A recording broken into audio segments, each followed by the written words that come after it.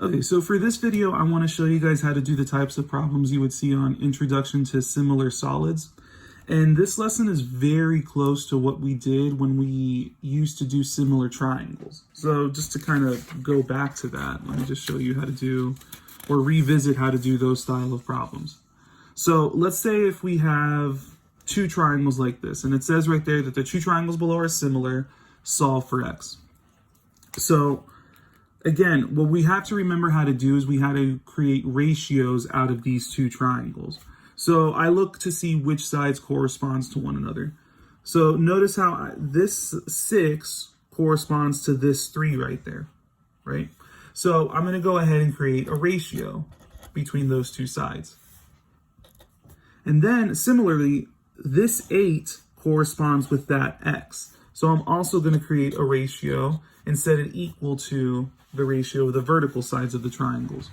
And the one thing that you guys used to make a mistake on all the time was where to place the values, whether to place the values on the top or on the bottom.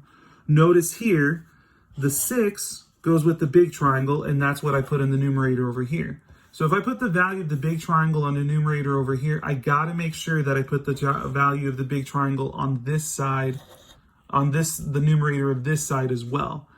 Same thing over here. If the value of my small triangles are on the bottom here, I got to make sure that I put them on the bottom in both ratios. And then once you get to this point, you could just go ahead and cross multiply. And you get 6x is equal to 24. Divide both sides by 6, and then you get x is equal to 4. And that was the answer for the value of x. And we're going to do the same thing with these problems as well, except they're just going to be in a 3D form. So if I look at these problems, I'm going to go ahead and create a ratio with what I have.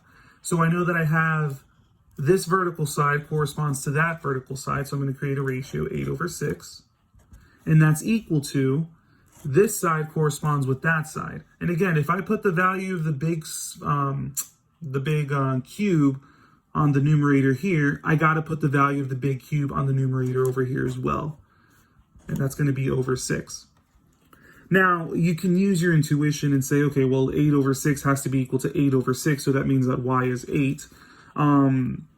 But for future problems, it's going to be better. You're going to be better off cross multiplying. I'll just show you the long way of cross multiplication here just to show you that method. So when I cross multiply, I get 6y is equal to 48. And then to get y by itself, I divide both sides by 6. And I get y is equal to 48 divided by 6 is in fact 8. Again, you could have used your intuition, but I'm going to show you the cross multiplication method. All right, it's the same thing for this one. You got to create a ratio of the sides that correspond to each other. So I know over here that 5 corresponds to 10 because they're both the slant or the slant height of the cone. So I'm going to go ahead and create a ratio of 5/10. And I'm going to set that equal to this radius corresponds to that radius. And if I did the small cone on the top, I'm going to put the small cone on the top as well over here. b/4. So if I go ahead and I cross multiply, I get 20, 5 times 4 is 20, is equal to 10 times b is 10b. So then to get b by itself, I divide both sides by 10, and I get b is equal to 2. And that's the answer. So I'm going to keep doing it. I have two pyramids over here. So I know that this height of the pyramid C corresponds to this height of the small pyramid 3. So I'm going to create a ratio of the big pyramid over small pyramid, C/3. And I'm going to set that equal to this length of the big pyramid that corresponds to this length of the small pyramid. So 10/5. So if I were to cross multiply, 10 times 3 is 30. 5 times c is 5c. To get c by itself, I divide by 5. And I get my answer. I usually don't have an issue with you guys with the algebra. It's just really the only hard part about these is setting up the problem. Now, in this case, I'm going to have bigger numbers, but as long as I just keep setting things up the right way and cross multiplying, it's not that big of an issue. So I'm going to go ahead and set this up, and I know that this height corresponds to that height. So I'm going to do little over big. G over 15.